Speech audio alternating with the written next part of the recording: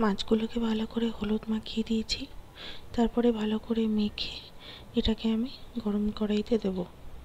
আচ্ছা, প্রথমেই বলে দিই, তেলটা খুব একটা গরম হবে তারপরেই কিন্তু মাছটা কড়াইতে দেবে, নইলে কিন্তু মাছ লেগে যেতে পারে কড়াইতে। এবার আস্তে আস্তে করে মাছটাকে ভালো করে ফ্রাই করব। মাছটা যখন পুরোপুরি লাল লাল লাল লাল হয়ে যাবে তখন গিয়ে মাছটাকে বের করে দেবো। আমি একটু বেশি লাল লাল করে মাছটা করি, কেন কি যখনই ঝোলে দিই মাছটা নরম হয়ে ভেঙে যায়, সেই কারণে আমি একটু কড়া করেই মাছটা ভাজি। তো তোমরা তোমাদের মতন করে মাছটা ভেজে নিও, যদি কারোর পছন্দ হয় কড়া তাহলে কড়া, নইলে নরম। তারপরে কড়াইতে আলুটা দিয়ে দেবো। আলুটাও হালকা হালকা আঁচে ভেজে নেবো, বেশি ডিপ ফ্রাই করবো না। অলমোস্ট হয়ে গেছে, এবার বের করে দেবো। আচ্ছা, এখানে আমি মশলাটা দেখাতে ভুলে গেছি।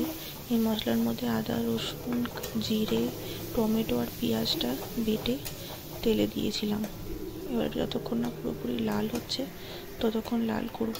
যখন তেল ছেড়ে দেবে তার উপরে জল দেবো আর মাছটার আলুটা দিয়ে দেবো।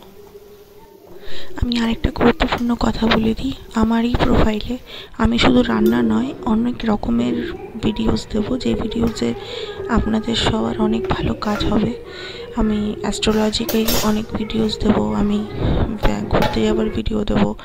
তো তথেপ আমার এই আরতি আনকাট ব্লগে সবটাই মোটামুটি আনকাট হিসেবে দেখানো হবে। যদি আমার চ্যানেলটাকে ভালো লাগে তাহলে অবশ্যই সাবস্ক্রাইব করে দিও। Thank you.